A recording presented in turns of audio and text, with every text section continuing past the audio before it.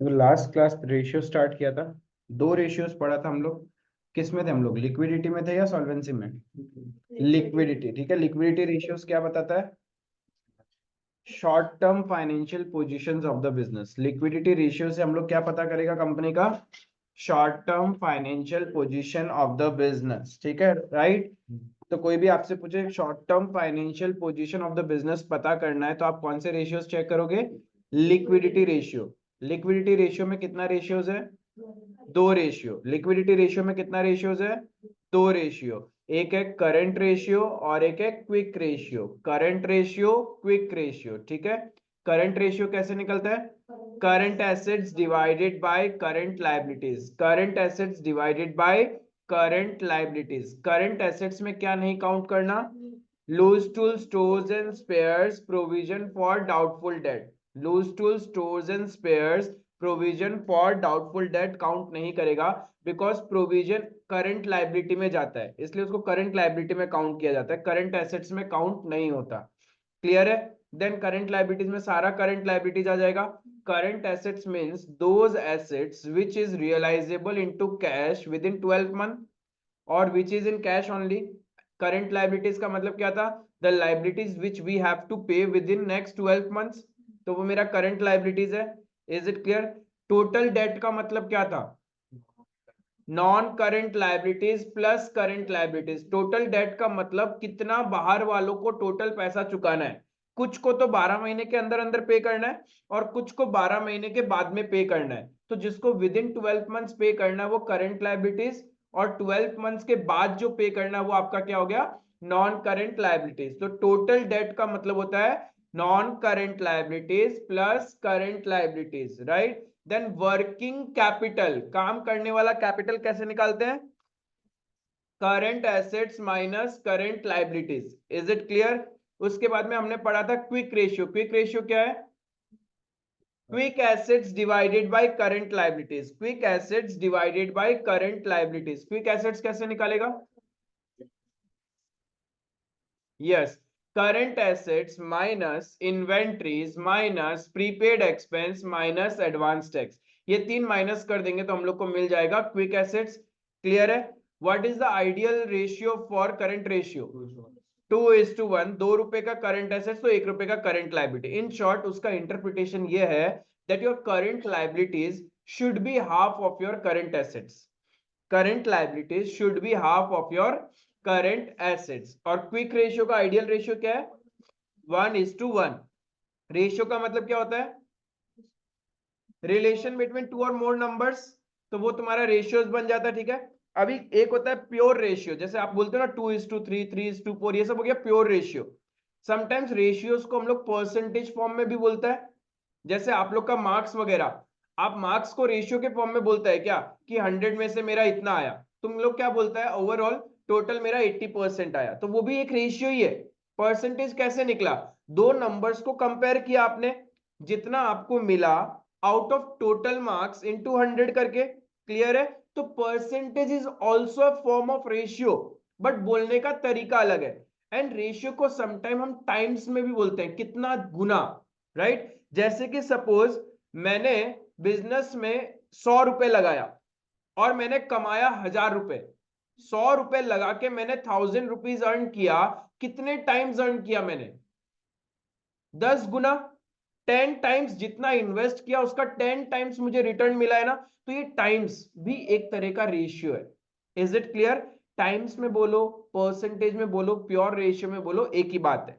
But different different ratios के लिए हम लोग डिफरेंट डिफरेंट तरीके से बोलते हैं। जैसे नॉर्मली प्रॉफिट, कभी किसी को ऐसे बोलते हुए देखा कि हमको बिजनेस में इतना प्रॉफिट हुआ? वो ये बोलता है कि इतना परसेंट प्रॉफिट कमाया मैंने। प्रॉफिट हमेशा परसेंटेज में बोला जाता है, राइट। उसी तरीके से कुछ रेशियोज होंगे जहां पे टाइम्स में बात करेंगे कि इतनी टाइम्स मेरे पास पैसा है, इतना टाइम्स हमारे पास रिकवरेबिलिटी का चांसेस है। Is it clear? एंड कुछ रेशियोज होते हैं जो प्योर रेशियो के फॉर्म में बात करते हैं, जैसे करंट रेशियो और क्विक रेशियो, वहां पे प्योर रेशियो था। Is it clear? फिर सर्टेन क्वेश्चंस किया था आपने, कुछ क्वेश्चंस होमवर्क था। कोई भी क्वेश्चन होमवर्क वाले क्वेश्चन में डाउट है? Any doubt in any of the homework वाला क्वेश्चन? भैया 22। 22, ओके। चलिए, पहला डाउट आ गया अपने पास, तो वही करता है। भैया 15। कौन सा? 15। 15, ठीक है। पहले 22 करता है फिर 15 करता है। आओ देखो, और जिसका सारा हो रखा है, जिसका सारा हो रखा है, वो practical question number 3B and 4 करेगा। Practical question number 3B and 4, वहां पे आपको ये बताना है कि रेशियो इंक्रीज होगा, डिक्रीज होगा या नो चेंज। कल मैंने आपको ट्रिक बताया था कि कैसे करना है, ठीक है। हाइपोथेटिकल एग्जांपल ले लेना और उसके हिसाब से करते रहना। कुछ भी रटना मत, सॉल्यूशन देख के। लॉजिकली नहीं निकले तो उसको गोला मार देना कि भैया इसका कैसे हुआ, समझाइए, ठीक है। आओ देखो 22, हाँ। 3B का स्टार्टिंग है, the current ratio of a company is 2.5:1, state giving reason which of the following suggestion would improve, reduce and not change. जिसमें पॉइंट नंबर 1 है पेमेंट टू ट्रेड पेबल्स, और उसका जस्ट नेक्स्ट क्वेश्चन ये realization of current assets, वो सब, ठीक है। हाँ, तो 22 में देखो राजवी क्या बोल रहा है, the ratios of current assets to current liabilities is 1.6:1। Question में बता दिया current assets divided by current liabilities का वैल्यू 1.6:1 है, और करंट एसेट्स कितना है बिजनेस में, 32 लाख, करंट लाइबिलिटीज 20 लाख, तो ये आ रहा है तुम्हारा 1.6/1, राइट। अब क्या बोल रहा है, the accountant of the firm is interested in maintaining a current ratio of 2:1। Current ratio कितना मेंटेन करना है, 2:1, bye paying off A part of the current liability, compute the amount of current liability that should be paid. अब देखो, आपको ratio, current assets का ratio क्या चाहिए, 2:1 चाहिए। when current ratio was 1.6, then current liabilities were 20 lakh. Clear है। अब आपको करंट रेशियो कितना चाहिए,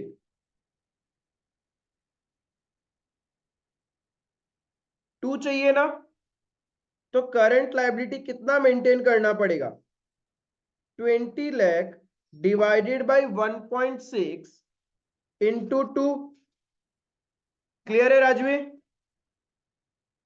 हाँ भैया।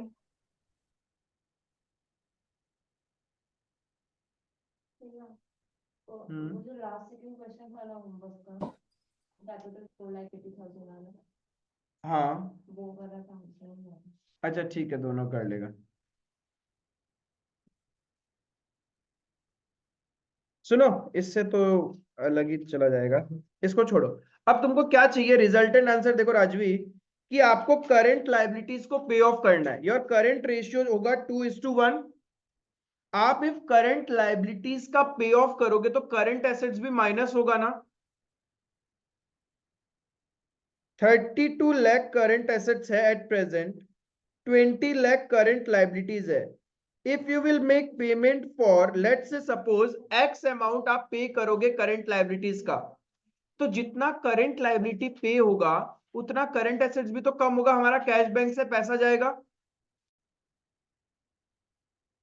आई बात समझ में। हाँ। Let x be the amount paid for current liabilities. अब इसको सॉल्व कर लो। 32 lakh minus x is equals to 40 lakh minus 2x, ठीक है, minus x plus 2x is equals to,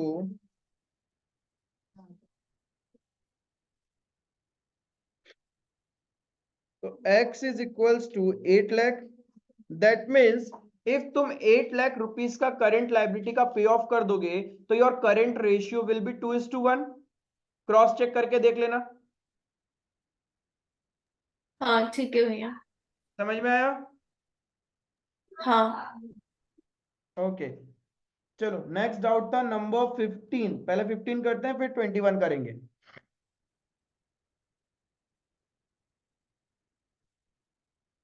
15 में बोला है business has a current ratio of 4:1 and a quick ratio of 1.2:1। इसके बाद का भी 2 दिन मैच नहीं किया था। क्या ही करते, तुम्हारा मैथ्स खराब है। अरे मैच नहीं इफ द, तो इसीलिए तो बोला मैथ्स खराब है। If the working capital is 1,80,000, calculate the total current assets and inventory. ठीक है, आपसे क्या बोला हुआ है, क्वेश्चन में बोल दिया वर्किंग कैपिटल भी दिया हुआ है। वर्किंग कैपिटल कितना है आपका 1,80,000। अब कुछ भी अज्यूम कर लेते हैं, let current liabilities be x. कोई एक आइटम तो एज्यूम करना पड़ेगा, या करंट एसेट्स को पकड़ लो, जो भी आपका मर्जी, चाहे आप करंट एसेट्स को एक्स पकड़ लेना या करंट लाइबिलिटीज को एक्स ले लेना, कोई फर्क नहीं पड़ेगा। Is it clear? भैया हाँ, करंट एसेट्स के साथ दिखाओ ना। करंट एसेट्स बी एक्स, ठीक है, let current assets be x. अब वर्किंग कैपिटल क्या होता है अपना, जो क्वेश्चन में दिया हुआ है पहले तो वहां से बनाना सीखो equation, current assets minus current liabilities. Clear है? तो कहना इसे current assets is equals to working capital plus current liabilities, यानी x is equals to 1,80,000 plus current liabilities. यहां तक कोई डाउट? अब क्वेश्चन में आपके पास में करंट रेशियो है, वो क्या होता है, current assets divided by current liabilities. यह है 4/1 is equals to current assets by current liabilities. तो I can say current assets is equals to 4 into current liability. ऐसा लिख सकते हैं अपन नित्या?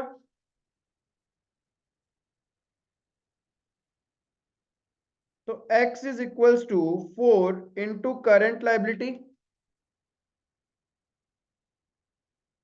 ऊपर वाले इक्वेशन से x को रिप्लेस कर दूं मैं, 1,80,000 plus current liabilities equals to 4 current liabilities. तो 1,80,000 is equals to 4 current liability minus current liability. तो current liability is equals to 1,80,000 divided by 3। Clear है यहां तक? हाँ भैया।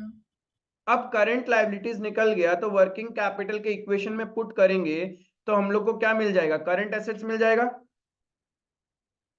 Therefore current assets is equals to working capital plus current liabilities 2,40,000। ठीक है,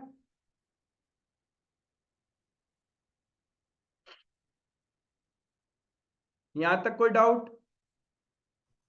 नहीं भैया, हो गया, बीच में कैलकुलेशन में एरर हो गया था। शाबाश, शाबाश, बोला था 6-7 में पढ़ लो।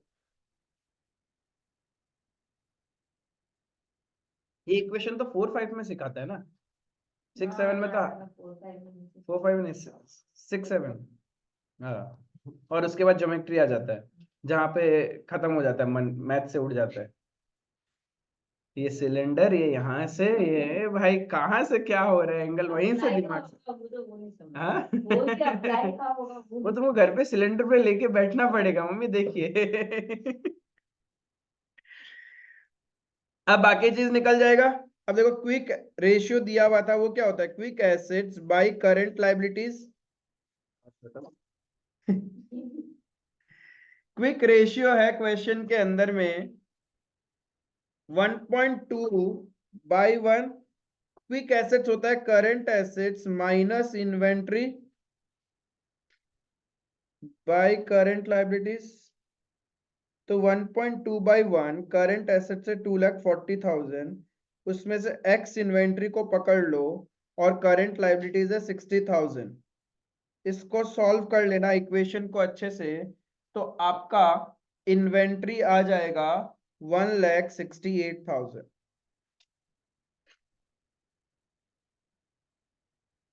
ठीक है, हाँ भैया। तो बस हो गया।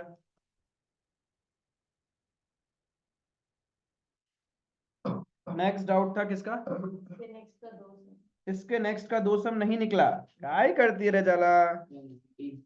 एक काम करो, सभी करवा लो हमसे। सब एक एक आ रहे, एक डाउट, ये डाउट, वो डाउट, बोल देता हम सॉल्व करके रखता, रात को सोता ही नहीं। फिर भी होता है। चलो ठीक है, कोई बात नहीं। आओ देखते हैं 16 कैसे मैच है। देखो मैं फिर से बोल रहा हूँ, जिसका हो रखा है please do practical question number 3B and 4। कोई बात नहीं, गोला मार के रखो, वो मैं एक साथ डिस्कस करेगा। नहीं सक रहा है तो उससे आगे बढ़ो, क्योंकि बहुत सारे एग्जांपल्स है उसमें, बट कुछ भी मगअप मत करना। अब देखो क्वेश्चन में करंट रेशियो दिया हुआ है 2.4:1, ठीक है। करंट एसेट्स है, इन्वेंट्रीज है, कैलकुलेट द लिक्विड। इधर प्रिंटिंग एरर है, हम 2:4 लेके चल रहे थे, पहला 2:4 और क्यों लेके चल रहे? 2.4 ही है वो, 1 नहीं है इधर। 1 तो इम्प्लाइड होता है। कैसा मैथ्स का स्टूडेंट है हे प्रभु ब्रह्मानंद। ये तो इम्प्लाइड होता है, रेशियो के पीछे 1 होगा, डिवाइडेड बाय 1 ही होता है ना।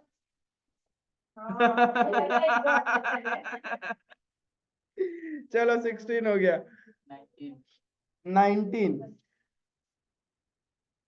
a firm has current ratio of 4.5:1, quick ratio दिया हुआ है, इन्वेंट्री दिया हुआ है, find out its total current assets and total current liabilities. Equation बनाना पड़ेगा, मैथ्स घुस जाएगा इसके अंदर। तो करंट रेशियो है 4.5:1,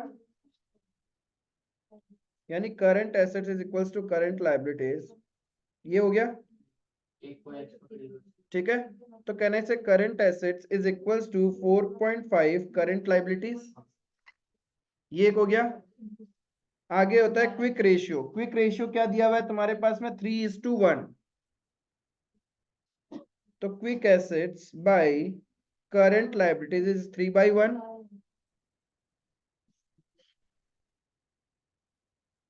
क्विक एसेट्स होता है current assets minus inventory divided by current liabilities is equals to 3/1। ऊपर में करंट एसेट्स था is equals to 4.5 current liabilities. एक इक्वेशन में निकाला ना, current assets is equals to 4.5 current liabilities, उससे रिप्लेस कर देता हूं मैं करंट एसेट्स को। और इन्वेंट्री का वैल्यू ऑलरेडी क्वेश्चन में दिया हुआ है 60,000 डिवाइडेड बाय करंट लायबिलिटीज 3/1।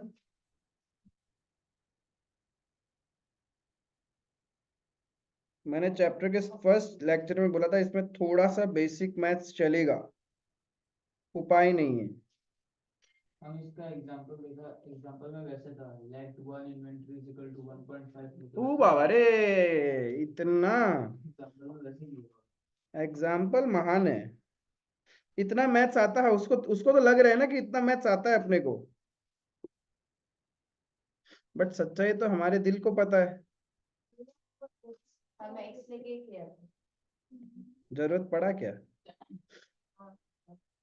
आ तो जाएगा, बहुत से तरीके होते हैं निकालने के। करंट लायबिलिटीज 40,000 आ गया, तो अब करंट एसेट्स निकल जाएगा। एक इक्वेशन था ना, 4.5 इंटू 40,000 निकल गया।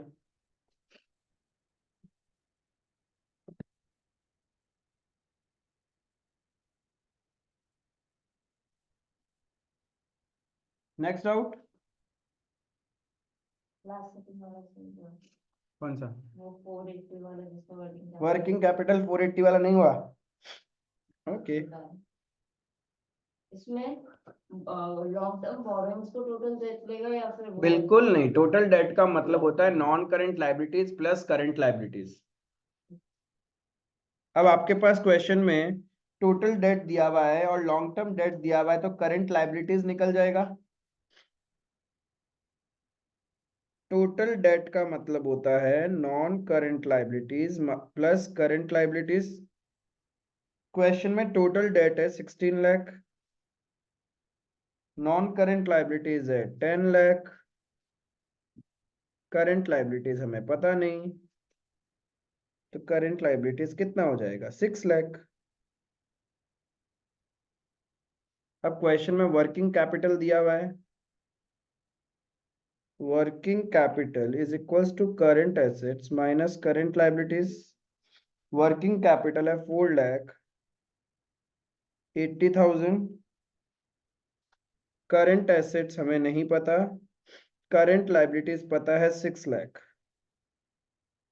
तो करंट एसेट्स आ जाएगा आपका 10,80,000। अब निकालना तो क्विक रेशियो है, लिक्विड रेशियो। क्विक एसेट्स चाहिएगा, quick assets is equals to current assets minus inventory minus prepaid expense. तो 10,80,000 minus inventory 3,40,000 minus prepaid expense 20,000।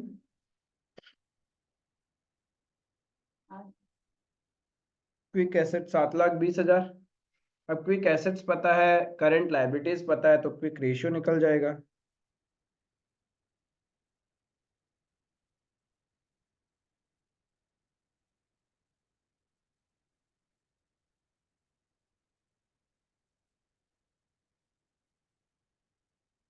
One 1.2:1।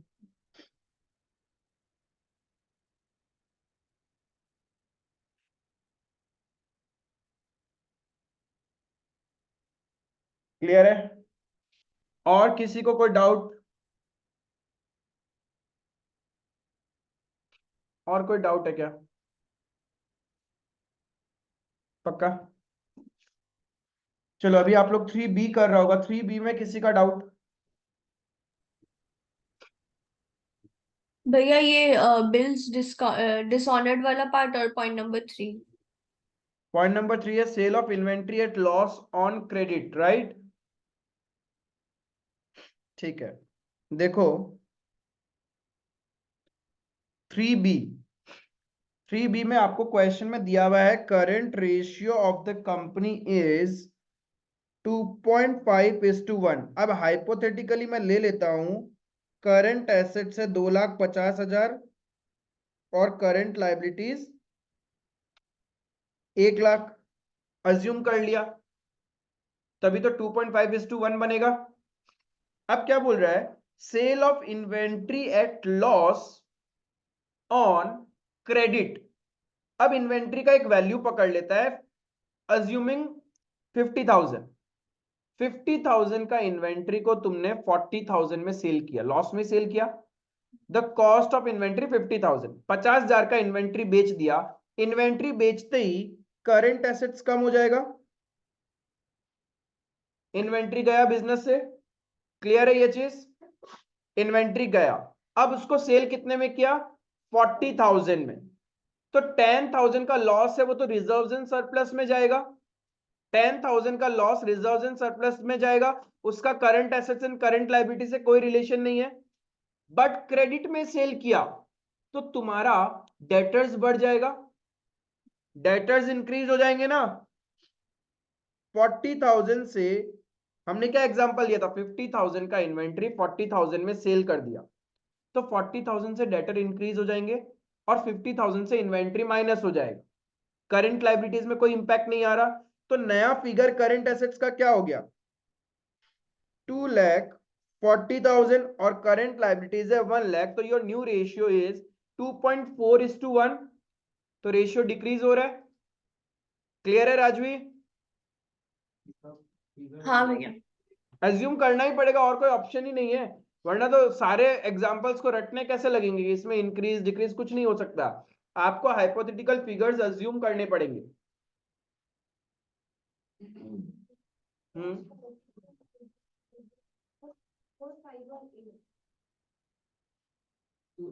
Cash collected from trade receivables को impact ही नहीं आएगा।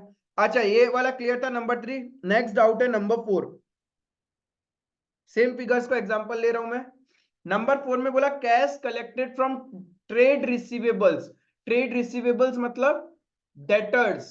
डेटर्स, ठीक है। Debtor से पैसा आया, सपोज 50,000 आया, तो 50,000 से करंट एसेट्स बढ़ेगा, कॉरेस्पॉन्डिंगली 50,000 से डेटर कम भी तो हो जाएगा।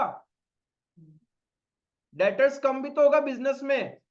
अरे तुम्हारा करंट एसेट्स था डेटर्स, उनसे पैसा आ गया तो डेटर कम हो जाएगा और कैश बढ़ जाएगा। तो एक करंट एसेट्स बढ़ेगा तो एक करंट एसेट उसी अमाउंट से कम होगा, तो नो चेंज। क्लियर है? ठीक है। नेक्स्ट है बिल्स रिसीवेबल डिसऑनर्ड। आपको किसी से पैसा मिलना था। बिल्स रिसीवेबल आपके लिए करंट एसेट्स है। बिल्स रिसीवेबल मतलब जिसके बदले में पैसा मिलना है, उसने पैसा नहीं दिया तो आपका करंट एसेट्स गया, कोई काम का नहीं रहा। आपने अपने बुक्स में करंट एसेट्स में बिल्स रिसीवेबल को एसेट दिखा रखा था, अब वो डिसऑनर हो गया, मतलब पैसा नहीं दिया उसने। नहीं दिया तो हमारे बुक से एक एसेट जा रही है। 50,000 का सपोज बिल था, अब पैसा ही नहीं मिला तो डिसऑनर हो गया। हम हमारे बुक से बिल्स रिसीवेबल हटा देंगे। लेकिन जिससे वो बिल्स रिसीवेबल मिला था मुझे, अब मैं वापस उसको अपने बुक्स में क्या करूंगा, डेटर बना दूंगा। बिल्स रिसीवेबल का कंसेप्ट कब आता है, जब आप क्रेडिट सेल्स करता है। लेट्स सपोज मैंने आयान को क्रेडिट सेल्स किया 50,000 का, तो मैंने आयान के बोला लाओ पैसे दो, तुमने मुझसे गुड्स खरीदा है। वो बोलता है नहीं भैया 3 महीना तक तो हम नहीं दे पाएगा, 3 महीना के बाद दे देगा। तो मैंने बोला क्या श्योरिटी गारंटी है, हमको तो विश्वास नहीं, तुम नहीं दिया तो बोलता है वो आप देख लीजिए, हम पक्का दे देगा। तो हम क्या करता है, व्हाट आई डू, मैं एक बिल बनाता हूं, डॉक्यूमेंट, और उसमें बोलता हूं कि Ayaan you accept this bill that you will make me a payment after 3 months, ठीक है। एंड मैं उसको बोलता हूं मेरे को साइन करके दे दो, राइट। अब आयान को मैंने दिया, आयान मुझे साइन करके दे देता है, तो आयान के लिए बन जाता है बिल्स पेबल और मेरे लिए बन जाता है बिल्स रिसीवेबल। अब मेरे बुक्स में आयान डेटर नहीं है, कौन डेटर है, बिल। उस बिल के बदले में मुझे पैसा मिलना है। क्लियर है? अब ड्यू डेट में 3 मंथ्स के बाद आयान ने देने से मना कर दिया, बोलता है अभी तो भैया पैसा नहीं है, उस बिल को कैंसिल कर दीजिए। तो जब मैं उस बिल को कैंसिल करूंगा, इसी को बोलते हैं बिल्स रिसीवेबल डिसऑनर्ड।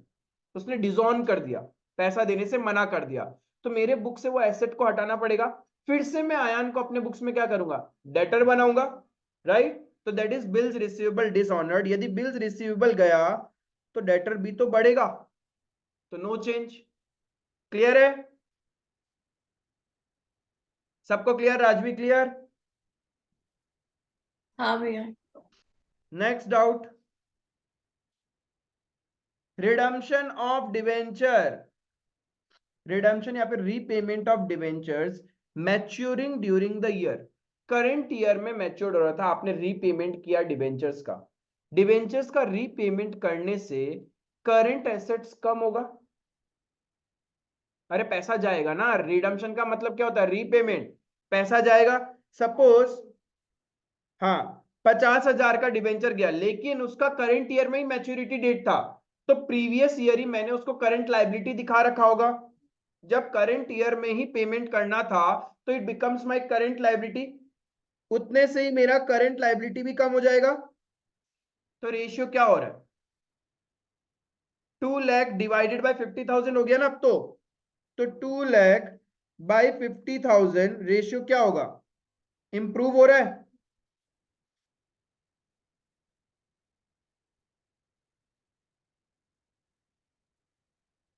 रेशियो बढ़ गया ना, आया समझ में?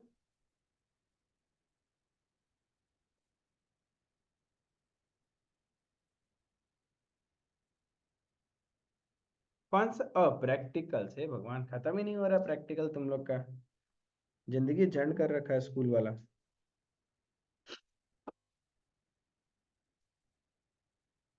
क्लियर है यहां तक? और कोई डाउट 3B में? करो 4 करो, फटाफट खत्म करो, फिर हम लोग नया रेशियोस पढ़ेगा। भैया एक क्वेश्चन में बोले sale of furniture for cash, तो वो जितना में हम लोग खरीदे उतना का ही पैसा देगा ना? हाँ तो फर्नीचर बेच रहे हैं हम लोग। हाँ तो हम लोग जितना बेचा उतना का ही हम लोग को मिलेगा, जैसे 50,000 में बेचा तो 50,000 ही तो मिलेगा ना। हाँ तो अभी एक बार पॉइंट नंबर 9 देखो, 4 का, हाँ। इसका बताओ ना क्या होगा। 4 में तुम्हारे पास में करंट रेशियो है 1.5:1। इसको मैं मान लेता हूँ 1.5 लाख और इसको 1 लाख। अब फर्नीचर बेचा, फर्नीचर तुम्हारे लिए करंट एसेट्स है या non current assets? Non current assets, वो तो ओ फिक्स हाँ एसेट्स ठीक होता है। है, समझ गया, हाँ हाँ। वो पता ही था तुम दोनों को करंट एसेट्स में प्लस माइनस कर रहा होगा।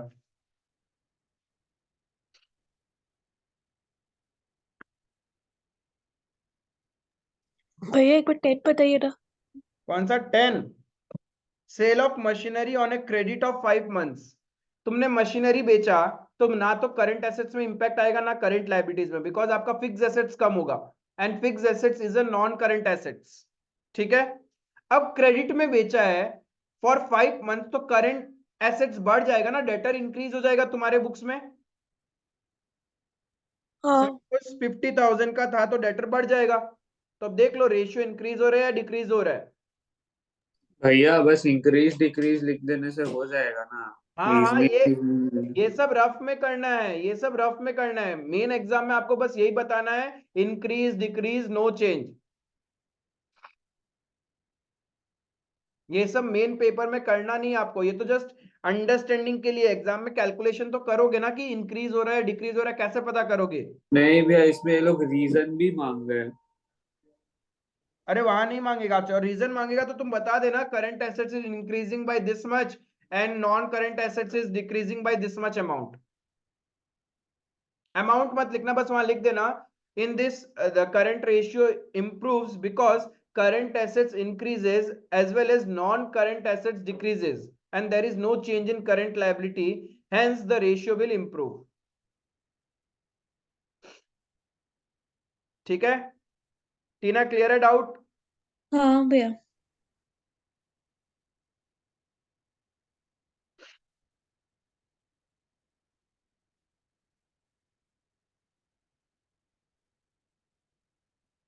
तो ये जैसे क्वेश्चन में परचेज ऑफ गुड्स, वो गुड्स को करंट एसेट्स में इंक्लूड करेगा या फिक्स एसेट्स में? Purchase of, goods for cash. अबे गुड्स कभी नॉन करंट एसेट्स होता है क्या? गुड्स का मतलब क्या होता है?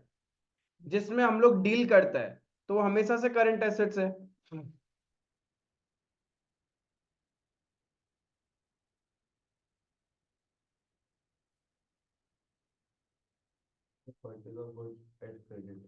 हाँ तो इन्वेंट्री बढ़ेगा, क्रेडिटर्स भी बढ़ जाएगा। क्यों नो चेंज?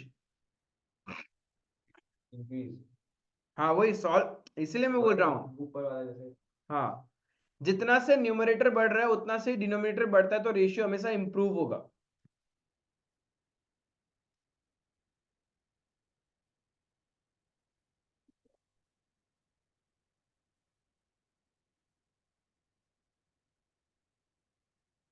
आपको बस एक एक ट्रांजेक्शन लॉजिकली सॉल्व करना है। क्या चीज? जो फ्यूचर में पे करेंगे, deferred payment basis,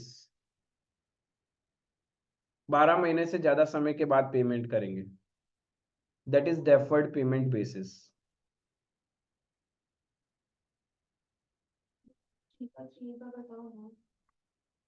cell of inventory at loss, तुम कहाँ था जब अभी बताया हम? Sale of inventory at loss on credit, 50,000 का इन्वेंट्री सपोज 40,000 में सेल कर दिया, तो करंट एसेट्स 50,000 से माइनस इन्वेंट्री। लेकिन क्रेडिट में सेल किया तो 40,000 से डेटर भी तो बढ़ेगा, तो करंट एसेट्स 40,000 से प्लस हो जाएगा, और बाकी जो प्रॉफिट लॉस है वो तो रिजर्व्स एंड सरप्लस में जाएंगे। इसका हमें करंट एसेट्स करंट लायबिलिटी से लेना देना नहीं है।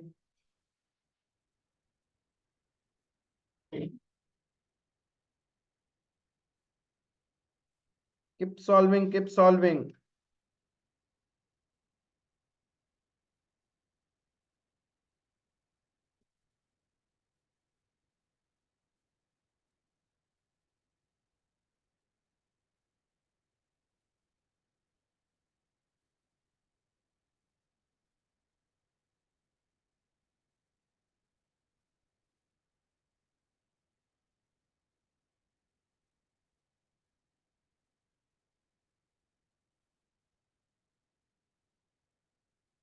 4 होने के बाद 5 6 7 आपका होमवर्क रहेगा, ठीक है। सेम कैटेगरीज ऑफ क्वेश्चन है, बस आपको इसी तरीके से इंक्रीज डिक्रीज नो चेंज पता करना है।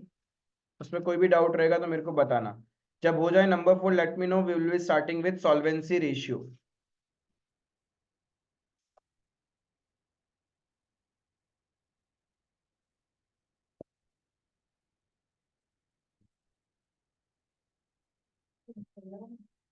ये वर्बली हो गया रियलाइजेशन ऑफ करंट एसेट्स, मतलब करंट एसेट्स कम हुआ और उधर ऐसा भी है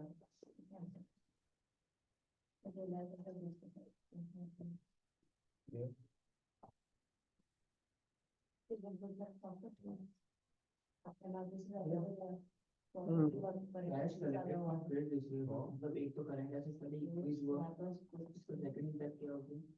डेटर कम भी तो हो जाएगा।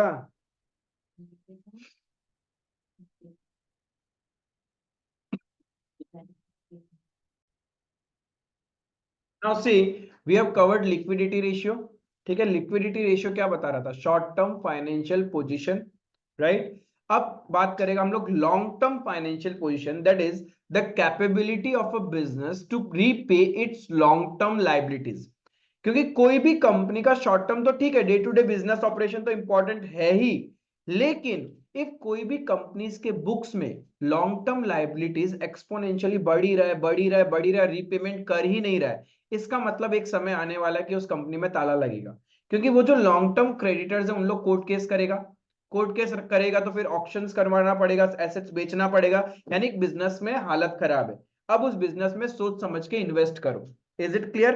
तो सॉल्वेंसी रेशियो से हम लोग ये चेक करेगा क्या कंपनी का लॉन्ग टर्म लायबिलिटीज रीपे करने का कैपेसिटी कितना है। इज इट सफिशिएंट कि company can repay its long term liabilities और नॉट, राइट।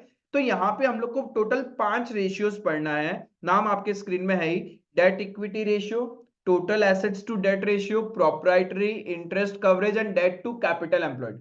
घबराने का जरूरत नहीं है, अभी जब एक एक करके समझेगा ना तो सारा चीज ऐसे दिमाग में सेट हो जाएगा, ठीक है। उसके नाम से ही सारे फॉर्मूले बने हुए।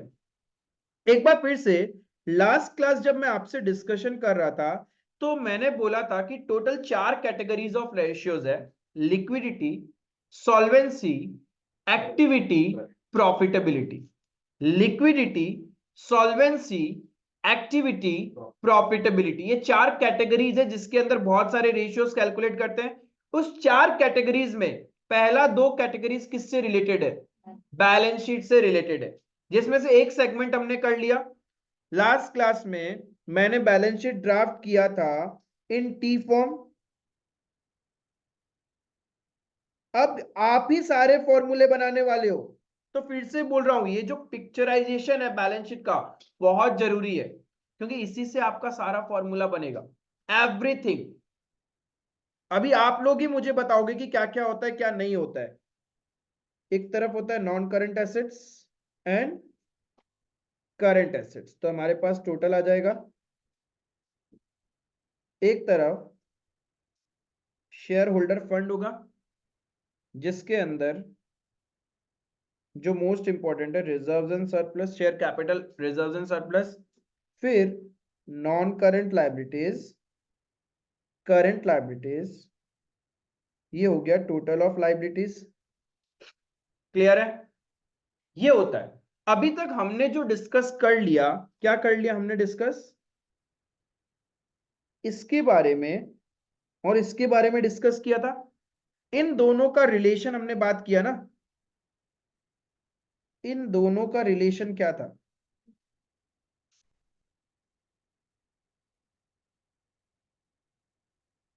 आइला, ये तो बन ही नहीं रहा है, ऐसा क्यों? मेरे को ऐसा चाहिए बाबा। हाँ, इन दोनों का रिलेशन बात किया, that was liquidity ratio. Current assets and current liabilities ही चल रहा था वहां पे, current assets divided by current liabilities और quick assets by current liabilities. पहले 2 रेशियोज, एक लिक्विडिटी देन कम सॉल्वेंसी। तो लिक्विडिटी का पार्ट हो गया, यानी current assets current liability, tata bye bye. अब हमारे पास जो बैलेंस शीट में बच रहा है वो क्या है? Share holder fund, non current liabilities, non current assets.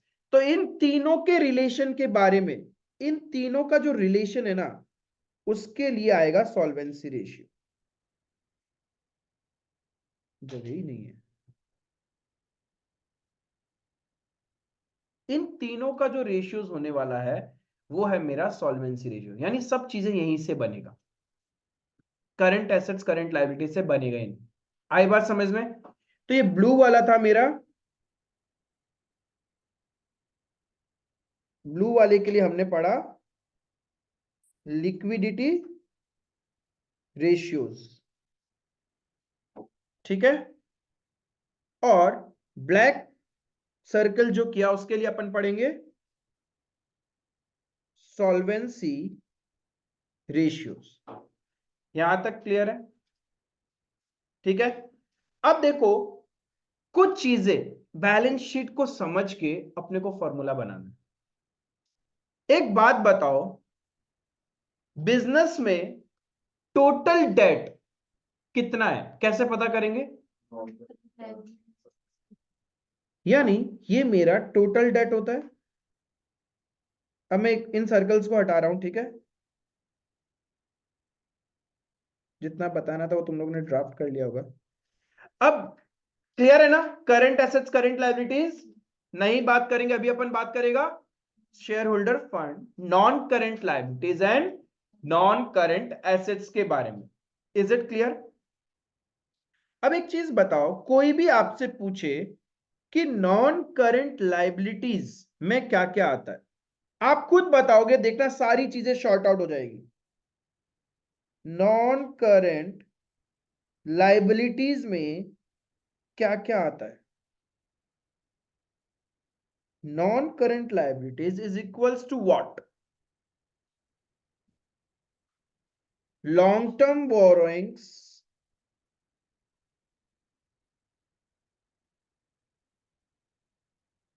किया था ना, याद करो doll. Long term borrowings, long term provisions, deferred tax चाहिए नहीं हमें, and other non current liabilities. यही तीन चीज ही तो होता है। क्लियर है? तो लॉन्ग टर्म बोरोइंग्स में क्या लेते हैं अपन? डिबेंचर्स आता है ना normally, and other long term borrowings भी हो सकता है, लेकिन नॉर्मली डिबेंचर्स चलता है अपना। एग्जांपल की बात करूं तो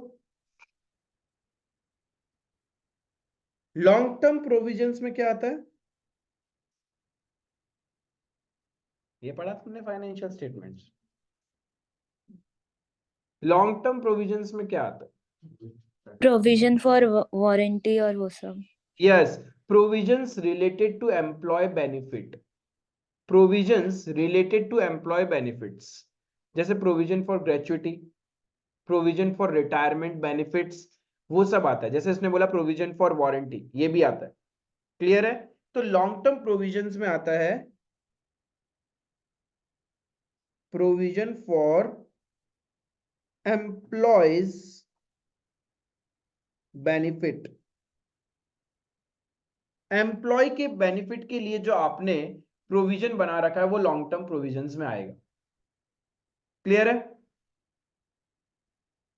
अभी एक चीज बताओ, नॉन करंट लायबिलिटीज तो ठीक है, क्या मैं इन दोनों को प्लस करके कुछ बोल सकता हूं क्या? Non current liabilities plus current liabilities को ऐड करने से क्या निकलेगा? ये बाहर वाले लोग हैं, ये कंपनी के बाहर वाले लोग हैं। तो कहना इससे total debt is equals to non current liabilities plus current liabilities. तो क्वेश्चन में टोटल डेट दिया हुआ रहे, करंट लायबिलिटीज दिया हुआ रहे, तो क्या आप नॉन करंट निकाल सकते हैं? एकदम बेसिक इक्वेशन है।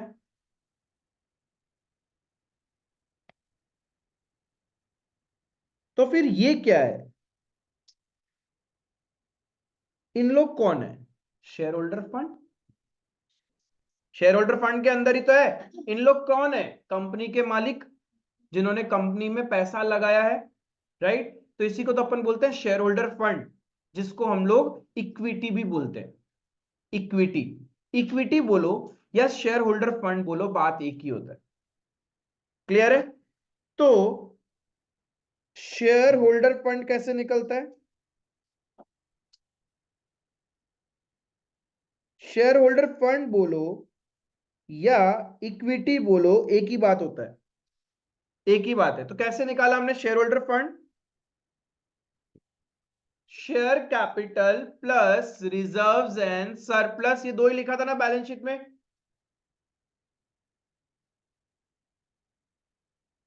Share capital plus reserves and surplus.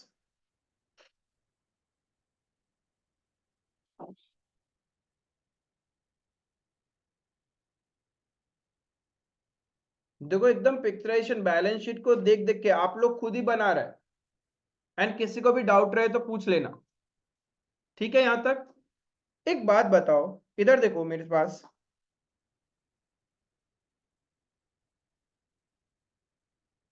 Question तुम लोगों को ये वैल्यू दे दे, क्वेश्चन क्या करे, ये वैल्यू बता दे, ठीक है, और ये वैल्यू बता दे। ये वैल्यू क्या था? Total debts. क्वेश्चन आपको ये वैल्यू दे दे टोटल एसेट्स का। टोटल एसेट्स का मतलब नॉन करंट प्लस करंट, तभी तो टोटल ऑफ एसेट्स आएगा। और क्वेश्चन आपको टोटल डेट दे दे, तो क्या आप शेयर होल्डर फंड निकाल सकते हैं? कैसे निकालेगा? Total asset total liability total assets minus total date, ऐसा कर सकते हैं ना? तो इसी तरीके से तो क्वेश्चन देगा। ये कोई फॉर्मूला थोड़ी है, बैलेंस शीट में से बस कुछ इंफॉर्मेशन दे दिया, बैलेंसिंग फिगर अपने को निकालना है। क्लियर है? तो यानी मैं शेयर होल्डर फंड और किस तरीके से निकाल सकता हूं? Total assets minus total date.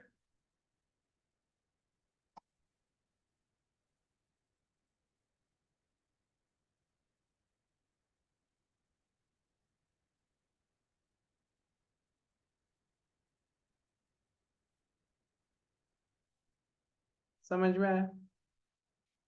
कोई दिक्कत अभी तक?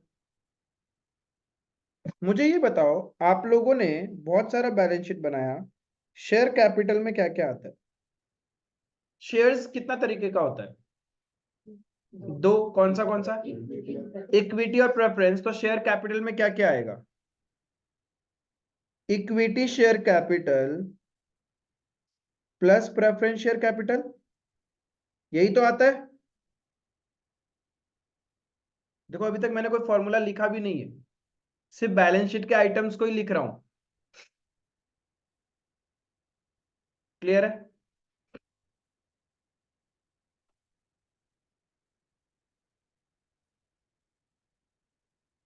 रिजर्व एंड सरप्लस में क्या क्या काउंट करते हैं अपन?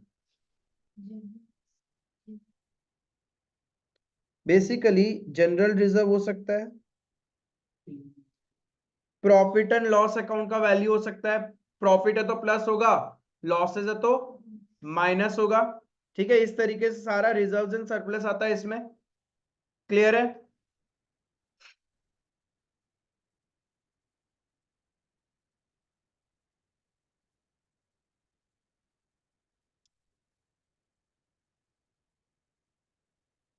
मैं टोटल डेट को और एक नाम दे दूं क्या? बुरा नहीं मानो तो, आउटसाइड लाइबिलिटीज। क्या अपन टोटल डेट को बाहर वाले लोग बोल सकते हैं? कंपनी के अंदर वाले लोग कौन है? Share holder. और कंपनी के बाहर वाले लोग कौन है? बाकी सारी जितनी भी लाइबिलिटीज है। तो बैलेंस शीट के अंदर ये मेरे मालिक लोग हैं, कंपनी के इंटरनल आदमी, और बाकी जो बच गए वो मेरे लिए क्या है? आउटसाइडर है। तो टोटल डेट ही तो मेरे लिए आउटसाइड लाइबिलिटी हुआ। क्लियर? तो यही तो मेरे लिए क्या है? Outside liability. Is it clear? बाहर वाले लोग हैं। कोई तुमसे पूछे जैसे कि टोटल एसेट्स पूछ ले तो वो कैसे निकालोगे? Non current assets plus current assets, ठीक है। क्वेश्चन क्वेश्चन आपको टोटल लाइबिलिटीज बता दे और टोटल डेट बता दे। Total liabilities and total debt मतलब ये वैल्यू और ये वैल्यू क्वेश्चन बता दे।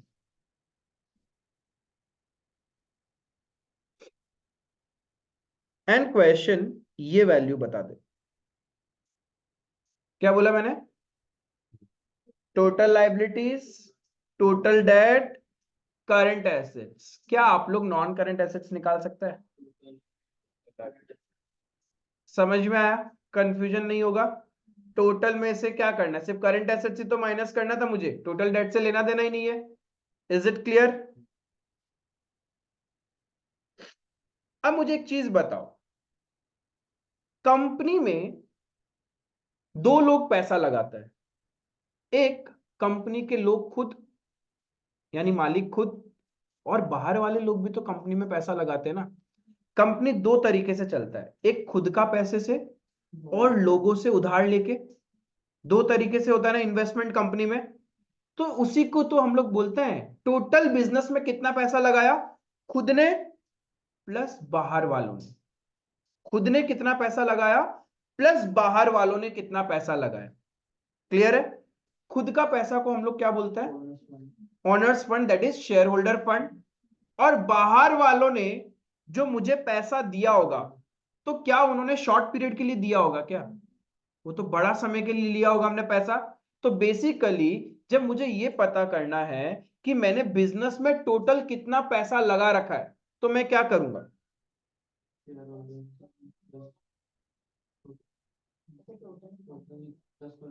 ये दोनों को मैं ऐड कर दूं, यही तो मैंने टोटल बिजनेस में पैसा लगा रखा है। Share holder fund plus non current liability. कुछ पैसा खुद ने लगाया और कुछ पैसा मैंने लोगों से उधार लिया है बाय वे ऑफ डिबेंचर्स या बैंक लोन या रिलेटिव लोन, कुछ भी हो सकता है। आई बात समझ में? इसी को बोलते हैं कैपिटल एम्प्लॉयड। ये हो गया कैपिटल एम्प्लॉयड। कोई आपसे पूछे एक बात बताओ टोटल कितना लगा, उससे मतलब नहीं है, ये बताओ आपने बिजनेस में कितना पैसा लगाया। तब कैसे निकालोगे? Share holder fund. जब कोई पूछ ले कि मालिक तू बता तूने धंधे में कितना पैसा लगाया है, that means they are asking share holder fund. और कोई आके पूछ ले ये बताओ टोटल कितना पैसा लगा हुआ है बिजनेस में, मतलब टोटल कैपिटल एम्प्लॉयड। तो कैसे निकालेंगे? Share holder fund plus non current liabilities. आई बात समझ में? तो कैपिटल एम्प्लॉयड कैसे निकालना है? Share holder fund plus non current liabilities. और शेयर होल्डर फंड कैसे निकालना है वो हमने ऊपर देख लिया था। नॉन करेंट लायबिलिटीज में क्या क्या आता है वो भी पता है अपने को। क्लियर है?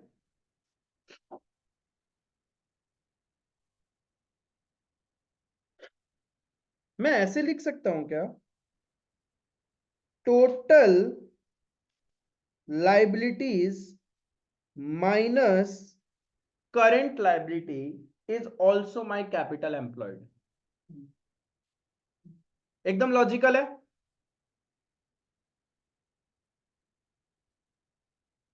है ना?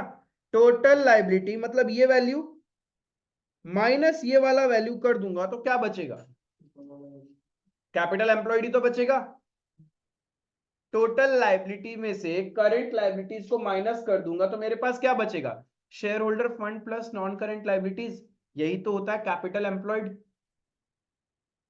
क्लियर है? यहां तक किसी को कोई शक है क्या? टोटल लायबिलिटीज लिखो या फिर टोटल एसेट्स लिखो, बात तो एक ही है, या इसमें भी अलग अलग है कुछ कहानी? दोनों का टोटल तो सेम ही रहता है बैलेंस शीट के अंदर में।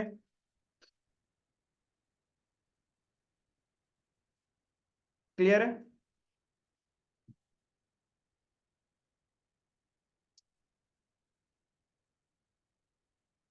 नॉन करेंट लाइबिलिटीज को क्या बोलते हैं पता है? डेट। इसी को ही डेट बोलते हैं। नॉन करेंट लाइबिलिटीज को डेट बोलते हैं। उधारी, लंबे समय के लिए जो ले रखा है। और जब आपसे कोई टोटल डेट पूछे तो लंबे समय के लिए प्लस शॉर्ट पीरियड के लिए दोनों काउंट हो जाएगा। Current liabilities plus non current liabilities. सिर्फ आपसे पूछे डेट कितना है, डेट मतलब जो लंबे समय के लिए बोरोइंग्स ले रखा है, that is non current liabilities. Clear है ये चीज? इतना में किसी को डाउट है क्या?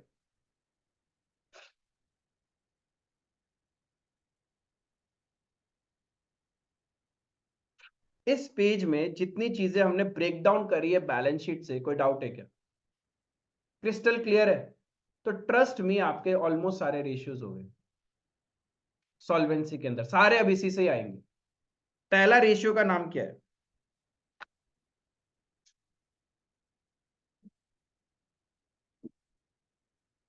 क्या था?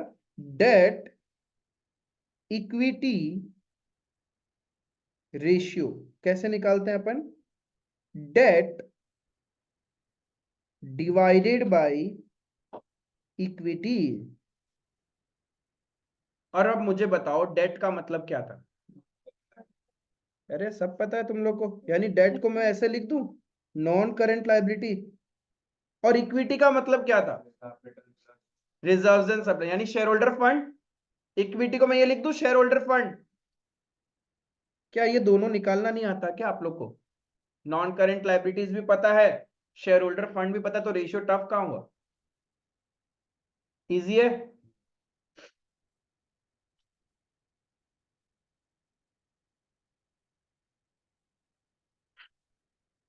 क्लियर है? नाम से ही तो है डेट इक्विटी, यानी डेट बाय इक्विटी। डेट हमें पता है, नॉन करेंट लाइबिलिटीज के पोर्शन को डेट बोलते हैं। अब क्वेश्चन में कितना भी घुमाओ, हमें तो पता है निकालना क्या है, पहुंच जाएंगे वहां तक। इक्विटी यानी शेयर होल्डर फंड, तरीका पता है कैसे निकालना है। क्लियर है? शेयर होल्डर फंड में आपने क्या क्या लिखा था? हाँ ठीक है। नेक्स्ट क्या था ratio? Total assets to debt ratio. To का मतलब होता है divide. Total assets to debt ratio, इसका मतलब क्या हो गया? Total assets by debt. और आपको तो पता ही नहीं है टोटल एसेट्स कैसे निकालते हैं, पता है क्या कैसे निकलता है? बा, कौन बोला था रेशियो स्टफ है? नाम से ही तो सब कुछ निकाल रहे हो तुम लोग। और डेट तो पता ही है, डेट क्या होता है? Non current liabilities of the business. तो टोटल एसेट्स बाय डेट, हो गया, कहानी खत्म। क्लियर है? तीसरा क्या लिखा था आपने? Proprietary ratio. देखना इसके नाम से ही कहानी है। Proprietary ratio.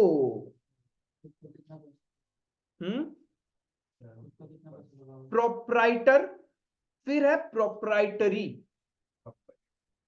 प्रोप्राइटर और प्रॉपर्टी का रिलेशन को हम लोग बोलते हैं प्रोप्राइटरी। प्रोप्राइटर मतलब मालिक, और कंपनी का मालिक कौन होता है? Share holder fund. Basically share holders are the मालिक्स ऑफ द कंपनी, तो यानी शेयर होल्डर फंड हो गया प्रोप्राइटर। उनका रिलेशन प्रॉपर्टी के साथ, बिजनेस का प्रॉपर्टी बोले तो टोटल एसेट्स, चाहे करंट हो चाहे नॉन करंट हो, है तो प्रॉपर्टी ना बिजनेस का। तो प्रोप्राइटर का रिलेशन प्रॉपर्टी के साथ, तो बन गया मेरा प्रोप्राइटरी रेशियो। तो क्या होगा बताओ, क्या ऊपर होगा और क्या नीचे होगा? प्रोप्राइटर का रिलेशन प्रॉपर्टी, प्रोप्राइटर बोले तो शेयर होल्डर फंड, राइट? तो क्या फॉर्मूला बना? Share holder fund and property बोले। यहां प्रॉपर्टी ये तो नहीं बोला ना करंट हो चाहे non current, property means property, that is total assets of the business. तो share holder fund divided by total assets becomes my proprietary ratio. कोई शक? शेयर होल्डर फंड निकालना आता है, टोटल एसेट्स निकालना आता है, सारे रेशियोज बन जाएंगे। Fourth number, interest coverage ratio, इसको थोड़ा सा होल्ड में रखता हूं। फिफ्थ नंबर, पांचवा ratio, debt to capital employed. ओहो, ये तो भैया टफ हो गया यार, टू का मतलब डिवाइड होता है, पता ही नहीं था। Debt to capital employed, shit, ये कैसे निकालें सच्ची? डेट बाय कैपिटल एम्प्लॉयड, यही तो हुआ debt to capital employed. Debt का मतलब क्या था? नॉन करंट लायबिलिटीज, और कैपिटल एम्प्लॉयड का मतलब क्या? Share holder fund plus non current, खुद का पैसा प्लस बाहर वालों का पैसा, ये हो गया डेट टू कैपिटल एम्प्लॉयड। बुझी पैसा? समझ में आया? सिर्फ एक रह गया, इंटरेस्ट कवरेज रेशियो। ठीक है, उसके लिए अपन आज डिस्कस नहीं करेगा, क्योंकि उसका थोड़ा सा एक डिफरेंट पार्ट है, बट इतना से काम हो जाएगा, बनेगा उसी में से। लेकिन इंटरेस्ट कवरेज रेशियो मन कर रहे हैं ना भैया, बता ही दो, चलो ठीक है। इंटरेस्ट कवरेज रेशियो, नाम से क्या फीलिंग आ रहा है अंदर से? इंटरेस्ट कवर करने का कैपेसिटी, कंपनी में कितना प्रॉफिट अवेलेबल है कि हम लोग हमारे बिजनेस में इंटरेस्ट पे कर सकता है। क्योंकि कोई भी बिजनेस इफ अपना इंटरेस्ट ही पे नहीं कर पाएगा, प्रिंसिपल तो भूल जाओ, ब्याज ही नहीं पे कर सकता, तो वो प्रिंसिपल वैल्यू कहां से पे करेगा? मतलब बहुत जल्दी इस कंपनी में सटल डाउन होने वाला है। क्लियर है? तो इंटरेस्ट को कवर करने की कैपेसिटी क्या है? अब इंटरेस्ट कहां से पे करोगे? बिजनेस के प्रॉफिट से, राइट? तो मेरे को इंटरेस्ट को चेक करना है कि कितना प्रॉफिट अवेलेबल है to repay my interest, profit available to repay the interest. अब यहां पे जब इंटरेस्ट की बात करते हैं, interest means interest on non current liabilities, क्योंकि टेंशन शॉर्ट टर्म बोरोइंग्स का नहीं है, टेंशन लॉन्ग टर्म बोरोइंग्स का है। वो जो करोड़ों रुपए का लोन ले रखा है लंबे समय के लिए, उसका इंटरेस्ट भी बड़ा अमाउंट होता है, और उनका डिफॉल्ट करते ही उन लोग कोर्ट केस कर देता है, तो उसका टेंशन है। तो कोई भी कंपनी में आप इन्वेस्ट करने से पहले उसका इंटरेस्ट कवरेज रेशियो चेक करता है, क्या ये कंपनी अपना इंटरेस्ट भी पे करने का कैपेसिटी में है क्या? इफ सिर्फ कैपेसिटी में है, तभी भी आप इन्वेस्ट नहीं करते कि इंटरेस्ट पे करने के बाद कितना ज्यादा प्रॉफिट कंपनी के पास बचेगा, यानी कंपनी के पास कितने टाइम्स प्रॉफिट अवेलेबल है टू रीपे इट्स इंटरेस्ट। जैसे कि सपोज कंपनी के पास प्रॉफिट है 100 रुपए, इंटरेस्ट दिया नहीं अभी तक, और इंटरेस्ट देना है 80 रुपए, तो तुम उस कंपनी में इन्वेस्ट नहीं करेगा, क्योंकि आज प्रॉफिट है 100, 80 तो इंटरेस्ट में ही चला जाएगा, वो तो देना ही पड़ेगा, तो बचेगा 20 रुपए, तो क्या ही बांटेगा वो शेयर होल्डर में, राइट? लेकिन सोचो कंपनी का प्रॉफिट है 800 रुपए और कंपनी को इंटरेस्ट देना है 80 रुपए, यानी कंपनी के पास कितना ज्यादा टाइम्स प्रॉफिट बचेगा ना। ऐसा कंपनी में हम इन्वेस्ट कर लेंगे, यानी कंपनी अपना लोन पे इंटरेस्ट भी पे कर पा रहा है और शेयर होल्डर को अच्छा खासा रिटर्न भी मिलेगा। क्लियर है? तो this is interest coverage ratio. मैंने क्या बोला? We have to see our capacity to repay the interest, company का कैपेसिटी क्या है इंटरेस्ट को पे करने का। और इंटरेस्ट का मतलब interest on non current liabilities. अब इंटरेस्ट कोई तो चेक करना है, तो जिसको चेक करना वो बेस में रहेगा, राइट? उसी के ऊपर तो बोझ है, सबसे बड़ा कंपनी का बोझ है इंटरेस्ट, राइट? तो वो बेस में रहेगा, तो डिवाइडेड बाय करते हैं अपन fixed interest charge, fixed interest charge basically that is interest on non current liabilities. इसी को तो कवर करना है। हाँ, total interest on non current liabilities.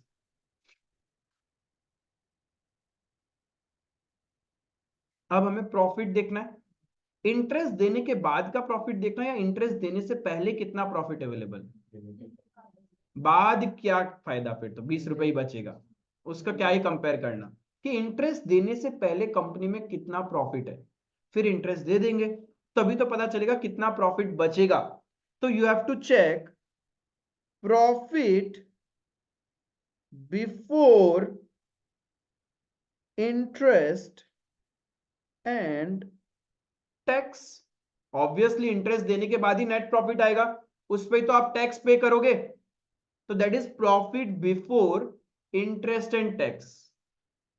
ये टाइम्स में निकलेगा कि कितना टाइम्स आपके पास में कैपेसिटी है टू रीपे योर इंटरेस्ट।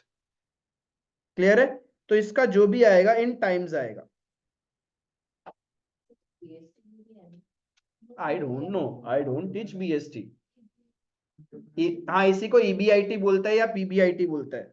कुछ लोग इसको बोलता है earning before interest and tax, EBIT. कुछ लोग इसको बोलता है profit before interest and tax, PBIT. PBIT बोलो या ईबीआईटी बोलो या profit before interest and tax बोलो, बात एक ही है। क्लियर है? तो ये 5 रेशियोज है आपके सॉल्वेंसी के अंदर में। अच्छे से गो थ्रू करो, रिवाइज करो, देखो कि स्ट्रेस हुआ क्या या याद हो गया दिमाग में, क्योंकि नाम से तो फॉर्मूला बनाया हमने। बस नाम ध्यान में रखना, नाम ध्यान में रखोगे तो सब कुछ क्लिक करेगा। और अभी सेट करो दिमाग में,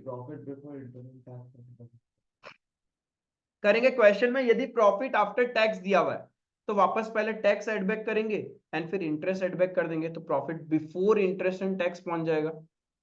with the question we will be learning. और इंटरेस्ट का मतलब यहां पे इंटरेस्ट ऑन सिर्फ नॉन करेंट लाइबिलिटीज, ये ध्यान रखना। क्योंकि मैंने बोला था करंट वाला पार्ट लेते ही नहीं है सॉल्वेंसी रेशियो में, सिर्फ वही वाला पार्ट लेना है, तो उसमें तो नॉन करंट लाइबिलिटी वाला इंटरेस्ट आएगा। क्लियर है? चलो फटाफट फटाफट दिमाग में सेट करो।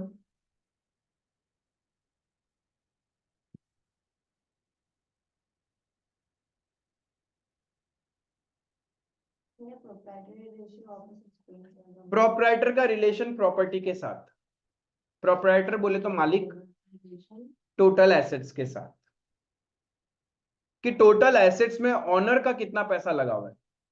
क्योंकि यदि टोटल एसेट्स में मालिक ने कुछ पैसा लगाया ही नहीं है तब तो वो कभी भी बिजनेस से साइड हो जाएगा, बोले ठीक है बाहर वाला को लगा हुआ है, मुझे क्या लेना देना। राइट? ऑनलाइन वालों क्लियर है?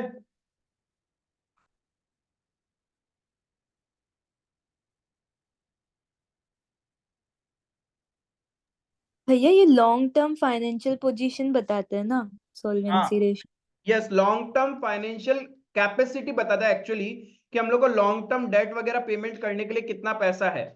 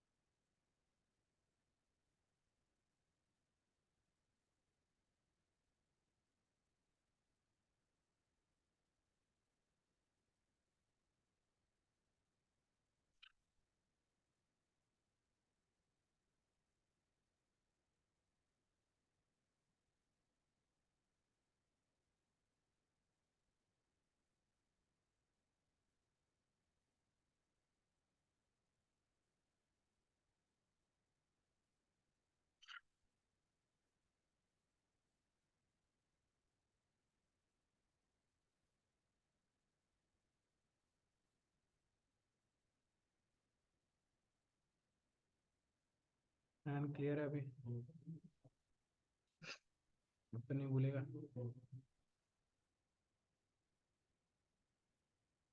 देखो number 36, question number 36।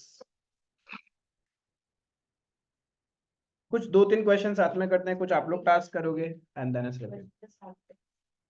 Calculate debt equity ratio, proprietary ratio, total assets to debt ratio.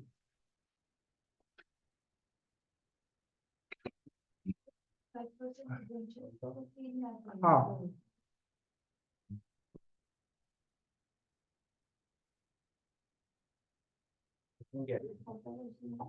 5% debenture 15 lakh.